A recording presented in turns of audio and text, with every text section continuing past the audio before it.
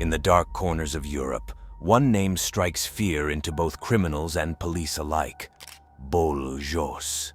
His real name? Jos Leijdekkers. But who is this man really? How did he transform from a party fun-loving kid into one of Europe's most feared drug lords? Today, we explore the life of Jos Leijdekkers, a man who started as a regular kid and rose to become a notorious criminal mastermind. We'll uncover how he went from being a local boy to a name that sends shivers down the spine of law enforcement across the continent. But before we get started, don't forget to hit subscribe and turn on notifications. You won't want to miss our next thrilling true crime story. Now let's begin our journey into the dark world of Bolle Jos. Jos Leijdekkers was born on April 29, 1992, in Presidente, a small village near Breda in the south of the Netherlands. Growing up, Jos was very popular. He was the kind of kid who was fun to be around, always the life of the party.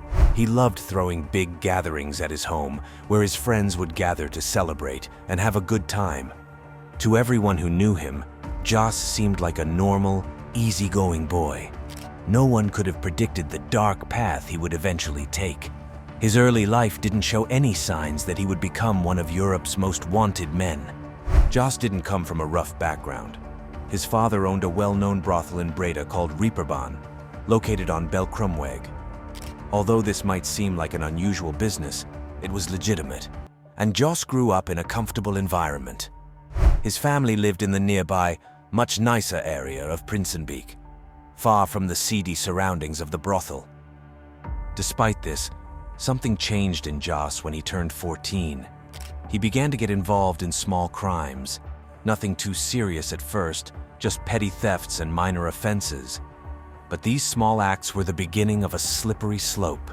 They set Jos on a path that would eventually lead him to become one of Europe's most feared criminals. As Jos got older, his involvement in the criminal world deepened. By the time he was 18, he was already well known to the police.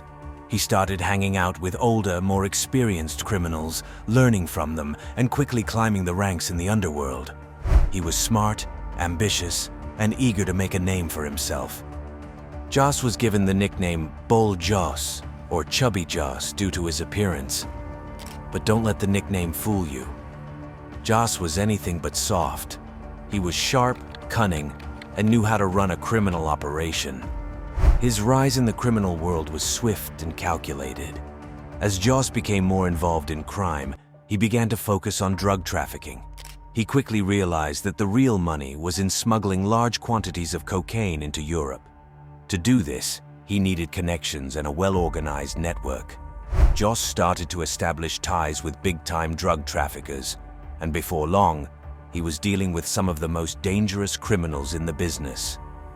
The ports of Antwerp in Belgium and Rotterdam in the Netherlands became central to his operations. These were some of the largest and busiest ports in Europe, making them ideal entry points for the massive shipments of cocaine that Jos was importing from South America. Millions of containers passed through these ports every year, and Jos knew that he needed people on the inside to help him. Jos began recruiting dock workers, security guards, and even customs officers. He paid them well to look the other way when his shipments arrived. With these people in place, Jos's operation grew rapidly. He was making millions of euros and quickly became known as one of the most powerful drug lords in Europe. As his empire grew, Jos became more cautious and secretive. He started using different names and fake passports to avoid detection. He moved frequently, never staying in one place for too long. One day he might be in Dubai, the next in Turkey. This made it difficult for law enforcement to track him down. But Jos's success also brought danger. He made many enemies along the way, rival drug lords who wanted his business and law enforcement agencies that were determined to bring him down. Jos knew that he had to be ruthless to survive in this world. In August 2020, an incident in the port of Antwerp showed just how dangerous Jos had become. His team was trying to unload 476 kilograms of cocaine from a ship, but a security guard was in the way. Using the alias El Presidente, Jos ordered his men to distract the guard. When that didn't work, his men attacked the guard, putting a plastic bag over his head and beating him severely. The guard only survived by jumping into the water and swimming to safety. This violent act was just one example of the lengths Jos would go to protect his business. He had become a ruthless leader, willing to do whatever it took to maintain his power and control over the drug trade. By 2017, Jos had become known as a cocaine cowboy. He was making vast sums of money, and his reputation in the criminal world was growing. People feared him, saying he was even more ruthless than other infamous Dutch criminals like Ridouan Taghi. On September 21, 2017, a man named Stefan Bogaerts was shot dead in Spijkenisse, a small town in the Netherlands. Bogaerts was a 55-year-old Belgian with a history of drug-related offenses. He was shot 13 times while sitting in his car, just after parking it in a quiet street. The police suspected that this killing was connected to the drug trade, and their investigation eventually led them to Bolle Jos. According to the Belgian police, Bogaerts had been involved in smuggling cocaine through the port of Antwerp. They believed that Jos was behind the murder, possibly because Bogaerts had crossed him or interfered with his business. This was the first time that Jos's name appeared in the media, and it marked the beginning of his public notoriety. As the police continued to investigate Jos's activities, they discovered more about his involvement in the drug trade. He was suspected of importing large quantities of cocaine through the ports of Rotterdam and Antwerp, and of laundering the proceeds of his criminal activities. The authorities intercepted messages from an encrypted communication network, which revealed the extent of Jos's operations. In one message, Jos was referred to as El Presidente, a nickname that reflected his position as the leader of a vast criminal empire. The police learned that Jos had ordered violent attacks on anyone who got in his way, including security guards, rival criminals, and even his own associates. One of the most shocking discoveries was Jos's possible connection to the disappearance of a woman named Aunt Naima Jillal. Known as the godmother of cocaine, Jillal disappeared in October 2019 after getting into a car in Amsterdam. She was never seen again, and the police believe that Jos was involved in her disappearance. The police received 6 tips about Jillal following the broadcast of Opsporing Verzocht. They also received a lead when the VW Polo in which she was taken turns up in a Belgian drug investigation into the Liège bigwig Dries L. His gang is said to take orders from Bolle Jos, but the Liège suspects are also silent in this case. Photos found on a phone during the investigation showed a woman, believed to be Jillal, tied to a chair and tortured. One photo even showed a severed finger placed on her body. The police think that Jillal was killed on Jos's orders, and her body was never found. This case made Jos even more infamous, and in May 2022, the Dutch police placed him at the top of their most wanted list. They offered a reward of 75,000 euros for information leading to his arrest, but despite their efforts, Jos remained elusive. As the hunt for Jos intensified, the police began targeting his family. They raided the homes of his mother and sister, finding large amounts of cash, expensive jewelry, and designer clothing. His mother, age 68, and his sister, age 27, were arrested on suspicion of money laundering. The authorities believed that they had been helping Jos hide his ill-gotten gains. Despite these arrests, Jos remained at large. Rumors circulated that he was hiding in Turkey or Russia. Wherever he was, Jos was always one step ahead of the police. The Dutch authorities tried to use diplomatic channels to capture Jos, especially in Turkey, where he was believed to have strong connections. However, these efforts proved difficult, as Jos had built a network of loyal associates who helped him evade capture. The international search for Jos continued, with police in multiple countries working together to track him down. The Dutch authorities increased the reward for information leading to his capture to 200,000 euros, making him one of the most wanted men in Europe. Despite this, Jos remained elusive. Reports suggested that he had fled from Turkey to Abkhazia, a region in Georgia that claims to be independent but is not widely recognized as a country.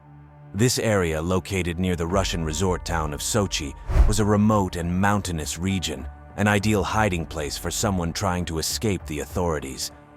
Some believe that Jos had connections in Russia, a country that has been mentioned frequently in relation to fugitive criminals. However, the chances of the Netherlands successfully negotiating Jos's extradition from Russia seemed slim, especially given the tense political climate between Russia and the West.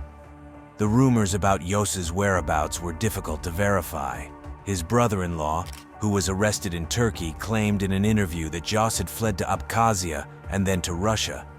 But many suspected that this was a deliberate attempt to mislead the authorities and throw them off Jos's trail. Living life on the run is not easy, even for someone as wealthy and powerful as Jos. Constantly moving from place to place, using fake identities, and relying on a network of loyal associates to stay hidden takes a toll. Jos may have been a feared drug lord, but he was also a man who could never truly relax or feel safe. He had to be careful about who he trusted, knowing that any of his associates could betray him for a chance at the reward money. His family was under constant surveillance, and the police were closing in on his closest allies. Despite the difficulties, Jos managed to stay ahead of the law for years. He used his wealth and connections to buy protection, and his reputation for violence kept many potential informants silent. But as the net tightened around him, it became clear that his time might be running out. Turkey played a significant role in Jos's criminal activities. The country's strategic location made it a key transit point for drug shipments, and Jos had established a strong presence there. His brother-in-law, Abdullah Alp-Yu, was considered a key figure in Jos's organization, overseeing operations in Turkey. In 2023, Turkish authorities conducted a massive operation against Jos's network, arresting 23 of his associates, including his brother-in-law. However, most of these suspects were released shortly after their arrest, raising questions about the effectiveness of the operation. This turn of events was frustrating for the Dutch authorities, who had hoped that the arrests in Turkey would lead to Jos's capture. Instead, it seemed that Jos had once again managed to slip through the cracks, leaving the police back at square one. Despite all the efforts to catch him, Jos remained free. But in June 2023, a Dutch court sentenced him to 24 years in prison in absentia. The charges included large-scale cocaine trafficking and ordering the murder of a rival. The conviction was a significant victory for law enforcement, but it also highlighted the challenges they faced in bringing such a powerful criminal to justice. The court's decision showed that the authorities were determined to hold Jos accountable for his crimes, even if they couldn't yet capture him. The verdict also served as a warning to other criminals that the law would eventually catch up with them, no matter how long it took. As of now, Jos Leijdekkers, better known as Bolle Jos, is still at large. His criminal empire remains active, and the search for him continues. He is a man who went from being a party, fun-loving kid to a feared drug lord, leaving a trail of violence and destruction in his wake. The story of Bolle Jos is not just a story of crime and punishment. It's a story about how a seemingly ordinary person can take a dark turn and become one of the most wanted criminals in Europe. It's a story that forces us to ask difficult questions about the choices we make and the paths we follow. As we conclude this story, some questions still remain. Will Bolle Jos ever be caught? And if he is, what should happen to him? Should he go to prison for life? Or should he get a chance to change his ways? What do you think? How does someone like Jos Leijdekkers, who grew up in a normal family, turn into one of Europe's most notorious criminals? Is it the lure of money, the thrill of power, or something deeper? Think about it. Would you choose a life of crime if it meant having millions of euros but always being on the run? Or would you prefer a normal life, even if it meant having less money? Share your thoughts in the comment section below. We'd love to hear what you think about this story, and don't forget to like this video and subscribe to our channel for more thrilling true crime stories. Remember, crime might seem exciting in stories, but in real life, it always has consequences. Jos Leijdekkers might have millions of euros, but he can never live a normal life. He will always be looking over his shoulder, wondering if today is the day he gets caught. So the next time you're tempted to break the law, even in a small way, think about Bolle Jos. Think about how one small crime led to another until he became one of the most wanted men in Europe. Is that really the life you want? Or is it better to stay on the right side of the law, even if it means you'll never be rich or famous? These are big questions, and there are no easy answers. But that's what makes stories like this so interesting. They make us think about right and wrong, about choices and consequences. Whatever happens, we'll be here to tell you about it. So make sure you're subscribed to our channel and have your notifications turned on. You don't want to miss the next chapter in the story of Bolle Jos. Until next time, stay safe, stay curious, and remember, crime might seem exciting, but it never pays in the end.